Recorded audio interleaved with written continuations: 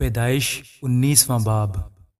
اور وہ دونوں فرشتے شام کو سدوم میں آئے، اور لوط سدوم کے پھاٹک پر بیٹھا تھا، اور لوط ان کو دیکھ کر ان کے استقبال کے لیے اٹھا اور زمین تک جھکا اور کہا، اے میرے خداوندو، اپنے خادم کے گھر تشریف لے چلیے اور رات بھر آرام کیجیے اور اپنے پاؤں دھوئیے اور صبح اٹھ کر اپنی راہ لیجیے۔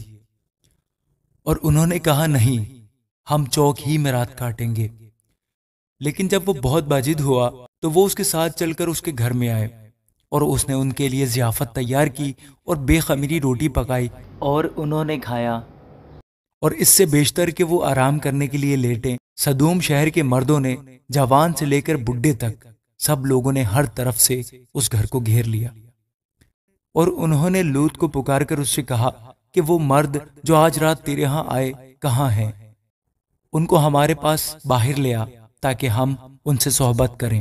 تب لوط نکل کر ان کے پاس دروازہ پر گیا اور اپنے پیچھے کواڑ بند کر دیا اور کہا، اے بھائیو، ایسی بدی تو نہ کرو، دیکھو میری 2 بیٹیاں ہیں جو مرد سے واقف نہیں، مرضی ہو تو میں ان کو تمہارے پاس لے آؤں، اور جو تم کو بھلا معلوم ہو ان سے کرو، مگر ان مردوں سے کچھ نہ کہنا، کیونکہ وہ اسی واسطے میری پناہ میں آئے ہیں۔ انہوں نے کہا، یہاں سے ہٹ جا۔ پھر کہنے لگے کہ یہ شخص ہمارے درمیان قیام کرنے آیا تھا اور اب حکومت جتاتا ہے، سو ہم تیرے ساتھ ان سے زیادہ بدسلوکی کریں گے۔ تب وہ اس مرد سے یعنی لوط پر پل پڑے اور نزدیک آئے تاکہ کواڑ توڑ ڈالیں، لیکن ان مردوں نے اپنے ہاتھ بڑھا کر لوط کو اپنے پاس گھر میں کھینچ لیا اور دروازہ بند کر دیا، اور ان مردوں کو جو گھر کے دروازے پر تھے، کیا چھوٹے کیا بڑے، اندھا کر دیا۔ سو وہ دروازہ ڈھونڈتے ڈھونڈتے تھک گئے۔ تب ان مردوں نے لوط سے کہا، کیا یہاں تیرا اور کوئی ہے؟ داماد اور اپنے بیٹوں اور بیٹیوں اور جو کوئی تیرا اس شہر میں ہو، سب کو اس مقام سے باہر نکال لے جا، کیونکہ ہم اس مقام کو نیست کریں گے، اس لیے کہ ان کا شور خداوند کے حضور بہت بلند ہوا ہے، اور خداوند نے اسے نیست کرنے کو ہمیں بھیجا ہے۔ تب لوط نے باہر جا کر اپنے دامادوں سے، جنہوں نے اس کی بیٹیاں بیاہیں تھیں، باتیں کی اور کہا کہ اٹھو اور اس مقام سے نکلو، کیونکہ خداوند اس شہر کو نیست کرے گا۔ لیکن وہ اپنے دامادوں کی نظر میں مضحک سا معلوم ہوا۔ جب صبح ہوئی تو فرشتوں نے لوط سے جلدی کروائی اور کہا کہ اٹھ، اپنی بیوی اور اپنی دونوں بیٹیوں کو جو یہاں ہیں لے جا، ایسا نہ ہو کہ تو بھی اس شہر کی بدی میں گرفتار ہو کر ہلاک ہو جائے۔ مگر اس نے دیر لگائی تو ان مردوں نے اس کا اور اس کی بیوی اور اس کی دونوں بیٹیوں کا ہاتھ پکڑا، کیونکہ خداوند کی مہربانی اس پر ہوئی، اور اسے نکال کر شہر سے باہر کر دیا۔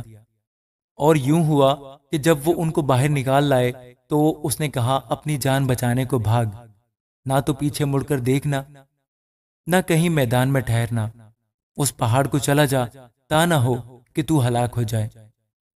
اور لوط نے ان سے کہا کہ اے میرے خداوند، ایسا نہ کر، دیکھ تو نے اپنے خادم پر کرم کی نظر کی ہے اور ایسا بڑا فضل کیا کہ میری جان بچائی۔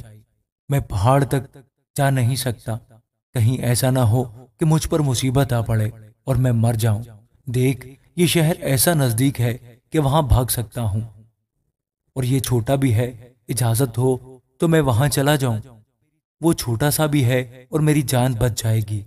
اس نے اس سے کہا، دیکھ، میں اس بات میں بھی تیرا لحاظ کرتا ہوں کہ اس شہر کو جس کا تو نے ذکر کیا غارت نہیں کروں گا، جلدی کر اور وہاں چلا جا، کیونکہ میں کچھ نہیں کر سکتا جب تک کہ تو وہاں پہنچ نہ جائے۔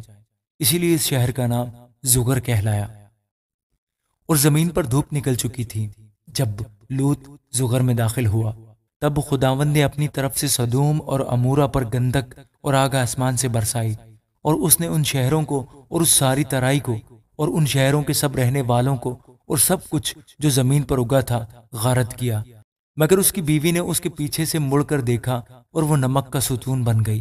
اور ابراہیم صبح سویرے اٹھ کر اس جگہ گیا جہاں وہ خداوند کے حضور کھڑا ہوا تھا، اور اس نے سدوم اور عمورہ اور اس ترائی کی ساری زمین کی طرف نظر کی، اور کیا دیکھتا ہے کہ زمین پر سے دھواں ایسا اٹھ رہا ہے جیسا بھٹی کا دھواں۔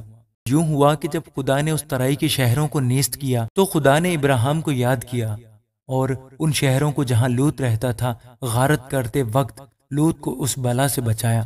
اور لوط زگر سے نکل کر پہاڑ پر جا بسا، اور اس کی دونوں بیٹیاں اس کے ساتھ تھیں کیونکہ اسے زغر میں بستے ڈر لگا، اور وہ اور اس کی دونوں بیٹیاں ایک غار میں رہنے لگے۔ تب پہلوٹی نے چھوٹی سے کہا کہ ہمارا باپ بڈھا ہے اور زمین پر کوئی مرد نہیں جو دنیا کے دستور کے مطابق ہمارے پاس آئے، آؤ ہم اپنے باپ کو مے پلائیں اور اس سے ہم آغوش ہوں تاکہ اپنے باپ سے نسل باقی رکھیں۔ سو انہوں نے اسی رات اپنے باپ کو مے پلائی اور پہلوٹی اندر گئی اور اپنے باپ سے ہم آغوش ہوئی، پر اس نے نہ جانا کہ وہ کب لیٹی اور کب اٹھ گئی۔